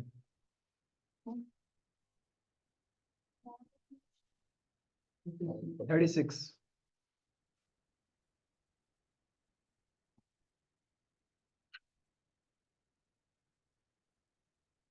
Question ने आपसे क्या पूछा है? Debt equity ratio, proprietary ratio, total assets to debt ratio. तो हमेशा एग्जाम में कोई भी रेशियो आए, आप पहले लिखोगे डेट इक्विटी रेशियो क्या होता है? Date by equity. डेट का मतलब क्या था? Non current liabilities upon share holder fund, यही है। तो क्वेश्चन में देखो, सबसे पहले हमें डेट निकालना पड़ेगा। क्या 5% डिबेंचर डेट में काउंट होगा? It's a non current liability. Loan from IDBI, लंबे समय के लिए लोन लिया है, तो 10 लाख ये भी डेट में काउंट होगा। ट्रेड पेबल्स, तो ये तो नहीं आएगा डेट में। इक्विटी शेयर कैपिटल, ये तो शेयर होल्डर फंड में आएगा हमारे। शेयर होल्डर फंड में आ जाएगा 28 lakh. Reserves, share holder fund. Profit and loss का बैलेंस। अब सोचो रिजर्व्स एंड सरप्लस लिखा हुआ होता तो क्वेश्चन में दिया हुआ है रिजर्व्स एंड पीएनएल का अलग से बैलेंस। यही क्वेश्चन आपको रिजर्व्स एंड सरप्लस बोलता एंड पीएनएल का अलग से बैलेंस देता, देन तब कंसीडर नहीं करता, मतलब ऑलरेडी उसमें किया हुआ है रिजर्व्स एंड सरप्लस में। Reserves and surplus includes everything, all the reserves, profit and all, right. तो क्वेश्चन आपको रिजर्व्स एंड सरप्लस बता दे एंड पीएनएल का अलग से वैल्यू दे दे, तो हम उस पीएनएल के वैल्यू को काउंट नहीं करेंगे बिकॉज रिजर्व्स एंड सरप्लस दिया हुआ है। तो शेयर होल्डर फंड में 28 लाख आ गया, 12 लाख आ गया, रिजर्व पीएनएल का बैलेंस आ जाएगा 4 लाख। फिर गुडविल, गुडविल नहीं आएगा। अदर नॉन करंट एसेट्स नहीं आएगा। हाँ, गुडविल तो एसेट हो गया। हम क्या निकाल रहे हैं? Debt and share holder fund निकाल रहे हैं ना। तो बस इसका मतलब इतना ही आने वाला है। तो आपके बिजनेस का डेट कितना हो गया? 25 लाख। और शेयर होल्डर फंड कितना हो गया? 44 लाख। तो डेट इक्विटी रेशियो कितना आ जाएगा?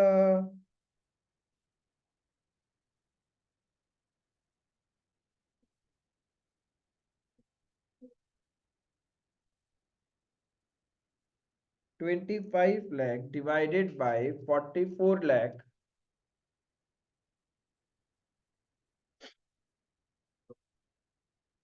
0.57। हाँ, क्या चीज क्लियर है? नेक्स्ट क्या पूछा है आपसे?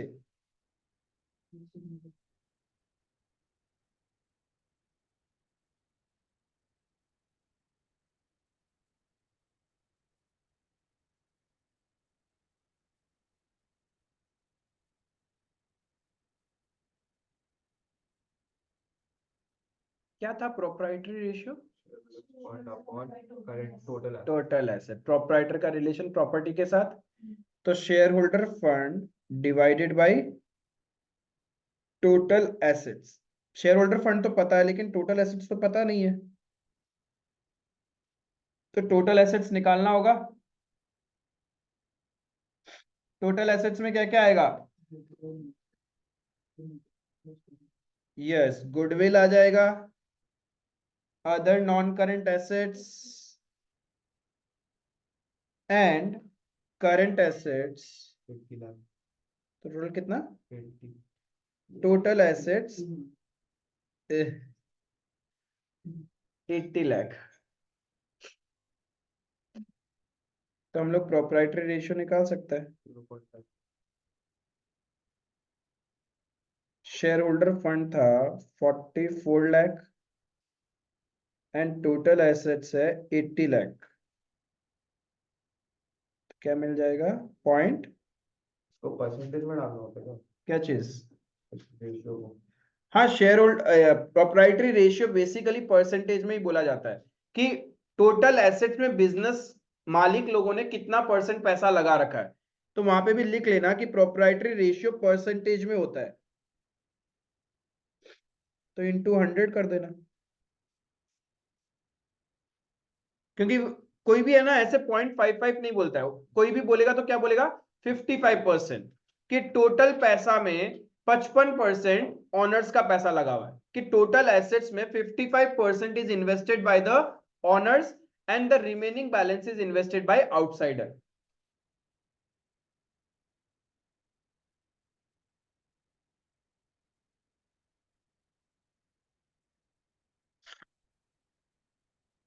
क्लियर है? कोई doubt?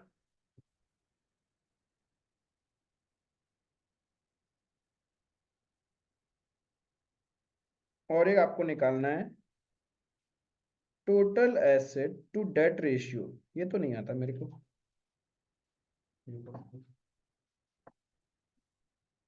Total assets to date का मतलब क्या हो गया? Total assets divided by debt. Total assets हमने अभी निकाला 80 लाख और डेट ऊपर कैलकुलेट किया था 25 लाख। कितना आ जाएगा? 3.2:1। वेरी इजी, दिमाग में सेट है ना? बार बार लिखवाएगा, ये ध्यान रखना। रेशियो जितना बार लिखेगा उतना ज्यादा दिमाग में सेट होगा।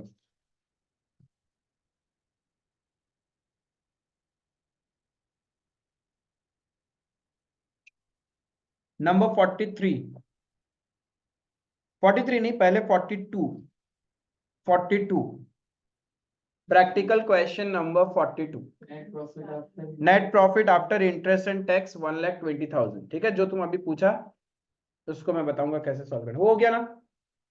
हाँ, टोटल एसेट्स में हम लोग मतलब गुडविल को वापस मतलब क्यों लिया? करंट और नॉन करंट का करंट और नॉन करंट नहीं दिया हुआ, करंट दिया हुआ है, अदर नॉन करंट दिया हुआ है। ठीक है, सिर्फ नॉन करंट दिया हुआ होता ना तब नहीं लेता हम लोग। मेरा तेरे 4 बैटरी है।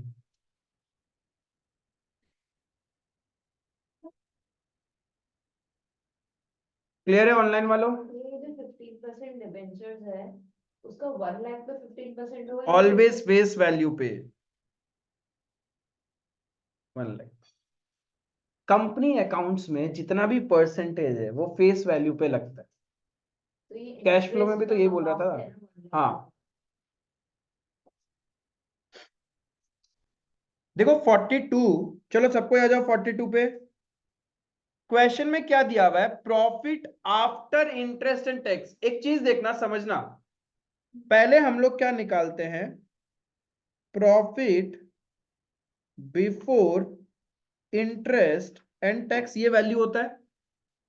इसमें से हम लोग इंटरेस्ट माइनस करते हैं तो हमें क्या मिलता है,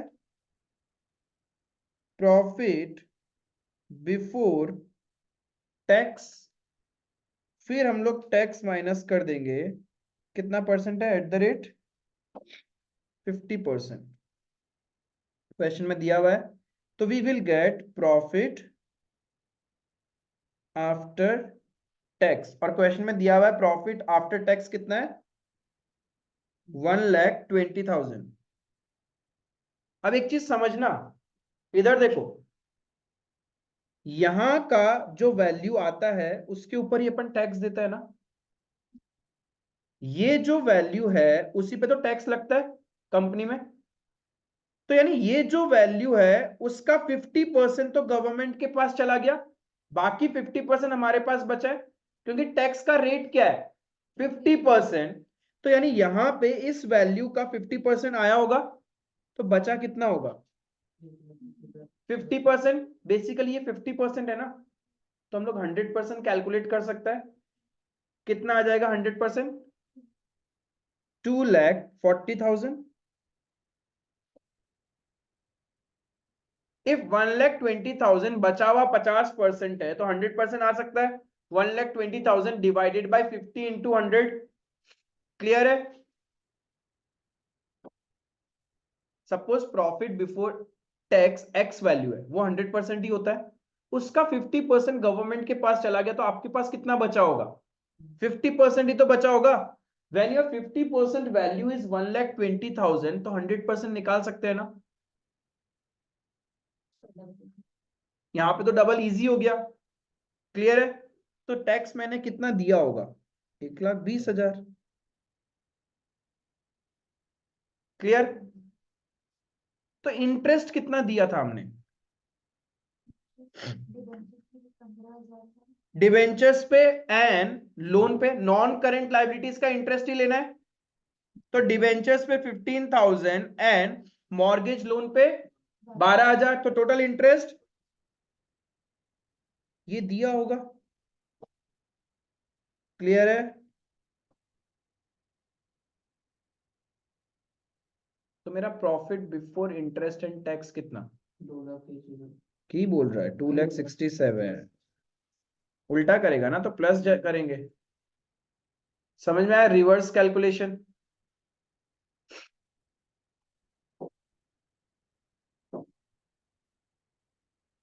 ठीक है। तो आपको निकालना था interest coverage ratio. Interest coverage ratio कैसे निकलता है, EBIT डिवाइडेड बाय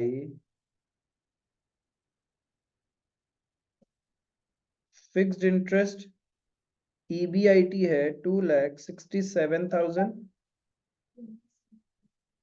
और फिक्स्ड इंटरेस्ट देना है अपने को, कितना आ रहा है, 9.2 नहीं होता है, टाइम्स में होता है इंटरेस्ट कवरेज रेशियो। यानी हमारे पास कितना प्रॉफिट अवेलेबल है इंटरेस्ट देने के लिए, 9.89 टाइम्स। यानी इंटरेस्ट देने के बाद भी इतना पैसा तो बचेगा। We have a capacity of interest के बाद में 9.89 टाइम्स। जितना इंटरेस्ट है कंपनी का, उससे 9.89 टाइम्स हमारा ज्यादा प्रॉफिट है। ये इसको ऐसे भी तो कर सकते थे ना, profit before tax equals to profit after interest and tax plus interest plus tax. क्या क्या क्या क्या क्या क्या? फिर से बिफोर टैक्स में फिर से प्लस टैक्स क्यों, ऐसा जरूर लिख सकता था, profit after tax is equals to profit before interest and tax minus interest minus tax. अब तुम्हारे पास में प्रॉफिट आफ्टर टैक्स है 1,20,000, ये नहीं पता, ये पता है 27,000, और टैक्स का वैल्यू 50% है, जितना बचा है तुम्हारे पास टैक्स 50% तुम गवर्नमेंट को दे देता है। तुम्हारा एक एक्स वैल्यू है, एक्स में से 50% गवर्नमेंट को दे दिया तुमने, ये वैल्यू गवर्नमेंट के पास चला गया। गवर्नमेंट को देने से पहले तुम्हारे पास एक्स था, इसमें से तुमने गवर्नमेंट को दे दिया 50% टैक्स में, तो तुम्हारे पास बचा 1,20,000, यही बचा ना। तो इसको सॉल्व कर लो, एक्स आएगा 2,40,000। इसका मतलब गवर्नमेंट को कितना टैक्स दिया तुमने?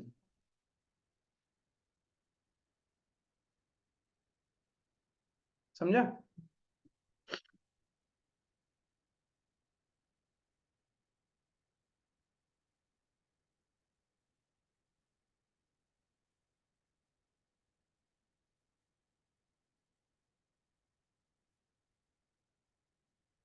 क्लियर है? जस्ट नेक्स्ट क्वेश्चन करो तो, जिसका ये हो गया वो 43 करेगा। क्वेश्चन शेयर कैपिटल 1 लाख है, रिजर्व एंड सरप्लस 1,50,000 है। ट्राई।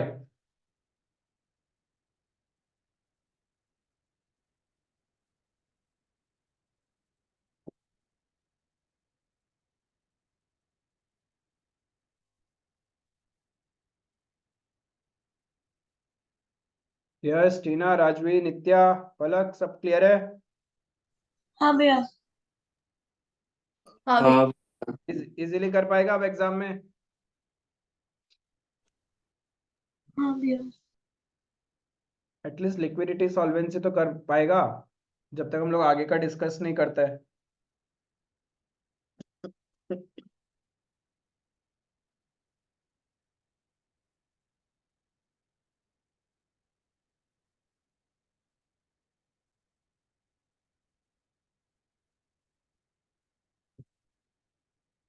कल भी स्कूल नहीं है ना? नहीं नहीं, ये गलत सोच रहा हूँ। 8:30 बजे अरे पढ़ाई हो जाता है इसी बहाने सवेरे सवेरे। तुम तो बोलो मत, तुम तो हॉस्टल वाले हो, तुमको तो आदत है उठने का। 9-8 बजे उठते हैं। हाँ तो तो यहाँ 7 बजे उठना पड़ता है, 6 बजे उठना पड़ता है। अच्छी बात ही तो है। बल्कि डेज में मुझे ज्यादा जल्दी उठना पड़ता था। हाँ। 3 महीना था, 5 बजे उठना पड़ा मुझे, वो वाला ही।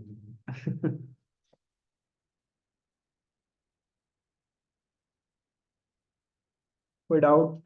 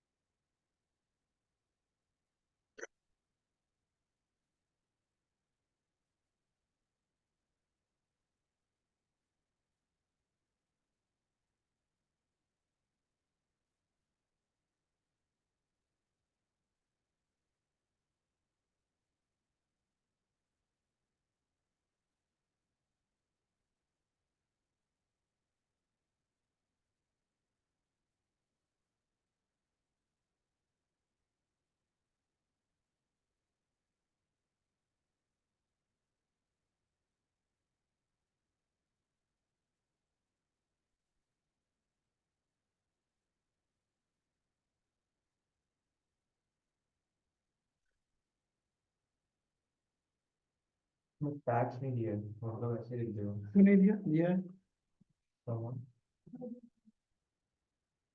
अच्छा हाँ 50%।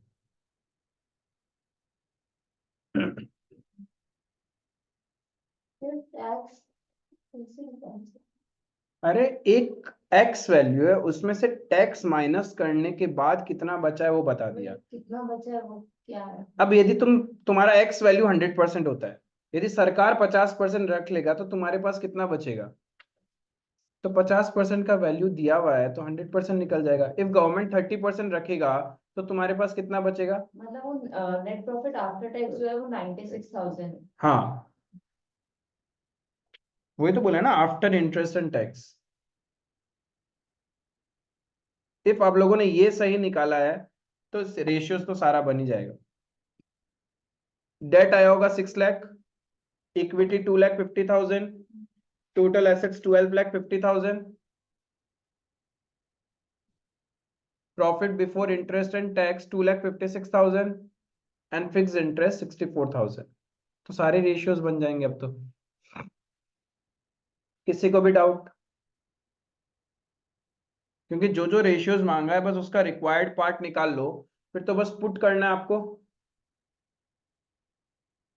Share doubt?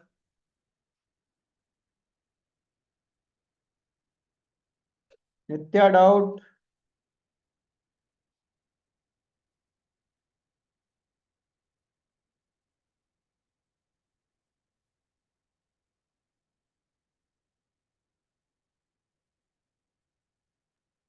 अब सारे क्वेश्चन इजी इजी है, जो भी क्वेश्चन आप नहीं सकोगे मुझे बताओगे।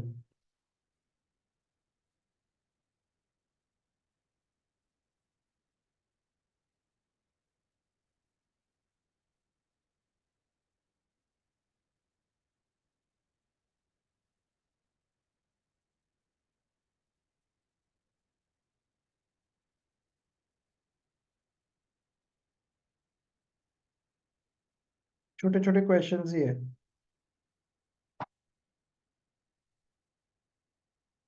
तो इसमें profit before interest and tax कैसे हम कर तो लिया अपन कैलकुलेशन। तुम्हारे पास आफ्टर टैक्स दिया हुआ है 96,000 और तुमने गवर्नमेंट को टैक्स दिया 50%, यानी एक्स वैल्यू का 50% तो गवर्नमेंट के पास ही चला गया, तो तुम्हारे पास 50% बचा है। तो उसको रिवर्स कर लो ना, 96,000 डिवाइडेड बाई 50% करेगा तो 100% वैल्यू आ जाएगा।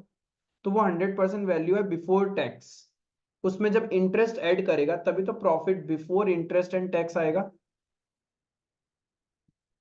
हम्म। तो जैसे आप लास्ट में वो टेबल बना के दिया था उसमें हाँ, तो 96,000 प्लस 96 1 लाख, 96 प्लस 96 192, और उसमें 64 ऐड करो ना, तो माइनस कर रहा है 192 में रिवर्स जाएगा तो 64 ऐड होगा ना, तो माइनस कर दिया।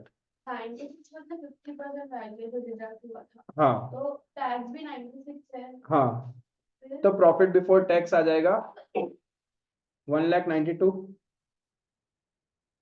Profit before interest, tax before tax, उस टेबल को समझो ना। वो आप एक बार वापस समझा नहीं, अभी इक्वेशन से करना।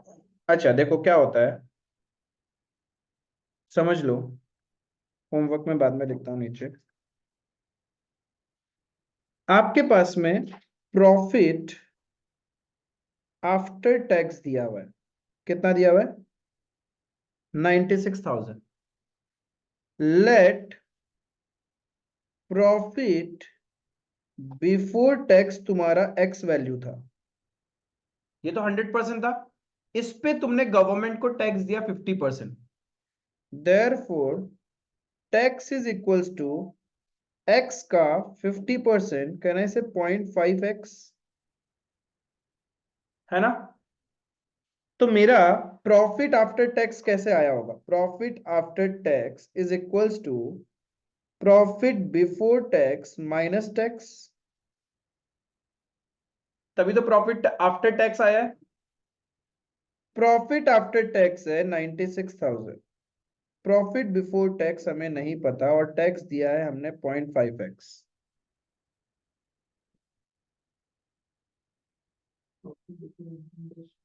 तो प्रॉफिट बिफोर टैक्स क्या हो जाएगा? 96,000 divided by 0.5,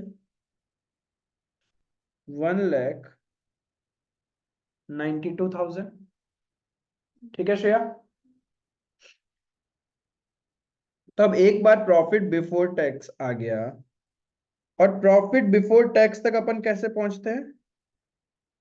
profit before interest and profit before tax होता है is equals to profit before interest and tax minus interest. सिर्फ एक ही पार्ट तो हटाया होगा, profit before interest and tax, और हम लोग इंटरेस्ट जा चुका तभी तो बचा है प्रॉफिट बिफोर टैक्स।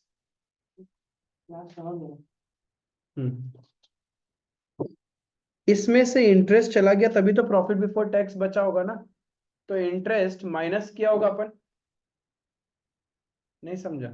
एक बार वो ऊपर जब टेबल किया था ना, एक हम्म। बार वो वापस से वो बच्चा तब समझ में आ जाए। क्या होता है? भैया हाँ, भैया लीव कर दे, सच्ची में कर दे ना। होमवर्क लिख के जाना, रुको। हाँ लिख लिया। वो लिखा है नहीं हम पूरा, और है होमवर्क। हाँ अच्छा, हाँ तो मत चुपचाप। दो ना, और मैथ्स का एग्जाम है और फिर कल आपका वही टेस्ट भैया। है। हाँ एक दिया ही क्या, छोटू छोटू सा क्वेश्चन दिया, उसमें ही रो रहे तुम लोग। अभी तक मैथ शुरू ही नहीं किया है, फिर अकाउंट्स भी करना मैथ्स है। में तो एक्सपर्ट है तुम लोग। हाँ, वो मार्क्स देख के पता चल गया हम लोग कितना marks is just a number. क्या हो गया? भैया पेपर थोड़ी ना डिसाइड करेगा। अच्छा ठीक है, रुको, हम सिर्फ 10 वो तो कर दे, राउंड ऑफ तो कर ले। अच्छा ही नहीं लग रहा है नंबर, 1 2 3 4 5 6 7 8 ही हुआ है, मजा ही नहीं आ रहा है। राउंडिंग ऑफ कर देता है फिर ठीक हो जाएगा। बस ठीक है, ये नोट डाउन करो और फिर टाटा बाय बाय कर लो तुम लोग, जिसका हो गया। अब यहाँ पे देखो, पहले ये वाला समझा दूं मैं। प्रॉफिट बिफोर टैक्स है 192, बिफोर इंटरेस्ट एंड टैक्स नहीं पता, बट इंटरेस्ट तो पता है 64 था ना, 64,000। तो profit before interest and tax हो जाएगा 1,92,000 प्लस 64। इधर जाएगा वो इंटरेस्ट में आएगा ना, टैक्स में आएगा 40,000 प्लस 24,000। एक तो तरीका ये है, दूसरा है वो टेबल वाला। अब समझना क्या होता है कि how we reach up to tax. पहले हमें बिजनेस में कैलकुलेट करते हैं प्रॉफिट पीएनएल अकाउंट से, जिसमें हम इंटरेस्ट को काउंट नहीं करेंगे। तो हमारा निकल के आएगा profit before interest and tax. कितना है हमें नहीं पता, वी डोंट नो। उसके बाद हम इंटरेस्ट माइनस करेंगे, तब हम पहुंच जाएंगे प्रॉफिट बिफोर टैक्स तक। पहले तो इंटरेस्ट का खर्चा माइनस होगा ना, फिर उस पे गवर्नमेंट को टैक्स देंगे हम लोग। तो माइनस इंटरेस्ट, और टैक्स 96,000 वो हमें पता है कि 64,000 है। ठीक है, तो ये आ जाएगा आपका profit before, net profit before tax. अभी तक गवर्नमेंट को टैक्स नहीं दिया। अब ये जो वैल्यू आएगा उस पे तुम गवर्नमेंट को टैक्स दे रहे हैं। टैक्स कितना दे रहा है? As per the question 50%। तो जो नेट प्रॉफिट आया है गवर्नमेंट को टैक्स देने से पहले, वो 100% है। उसमें से 50% गवर्नमेंट के पास चला गया, तो तुम्हारे पास जो बचा है नेट प्रॉफिट आफ्टर टैक्स, कितना परसेंट बचा है? 50% ही तो बचा है। ये जो बचा है तुम्हारे पास 50% है, तो 50% वैल्यू इज 96,000, तो 100% वैल्यू निकाल सकते हैं। If 50% is 96,000, therefore 100% is 96,000 divided by 50 into 100। तो ये आ जाएगा 1,92,000, और 100% का मतलब हमने ये निकाल लिया। इसका मतलब गवर्नमेंट को हमने पे किया होगा 96। अब 192 पता है, रिवर्स जाना है तो 64 ऐड करना पड़ेगा, तो ये आ जाएगा 2,56,000।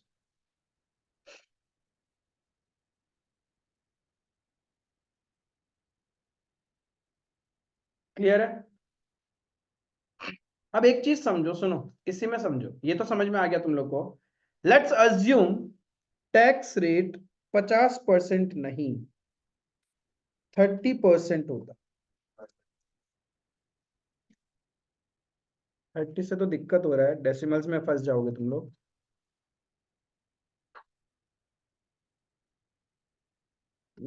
सब जगह डेसिमल्स फंस रहा है। नहीं, सपोज ये 40% होता, टैक्स रेट 40% होता, तब आपका प्रॉफिट बिफोर टैक्स कितना निकल के आता? 240।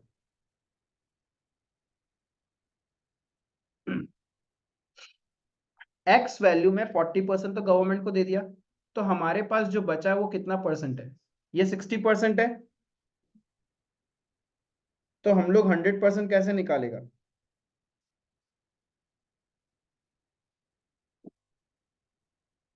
समझ में आया? तो ये आएगा 1,60,000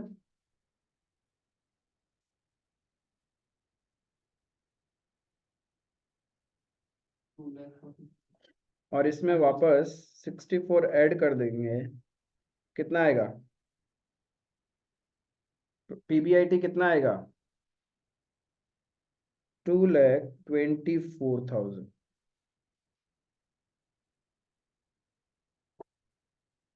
कैसे 240 आ रहा था अपना? 140 डिवाइडेड बाय 40। गलत कर दिया ना, 40 तो जा चुका, हमारे पास जो बचा है वो वैल्यू है, तो हमारे पास तो 60% बचा होगा ना, तो डिवाइडेड बाय 60% होगा। समझ में आया? क्लियर है? तो आप लोग इतना सारा क्वेश्चंस प्रैक्टिस करना, इजीली हो जाएगा। रिवाइज करना, नेक्स्ट क्लास में हम लोग फिर से पहले पुराना रेशियो सारा रिवाइज करेगा एंड देन फर्दर मोर कुछ सीखेगा नया रेशियोज, राइट? अब सिर्फ दो ही कैटेगरी बचा है अपने पास, एक एक्टिविटी और एक profitability ratio. That's all for today. Thank you.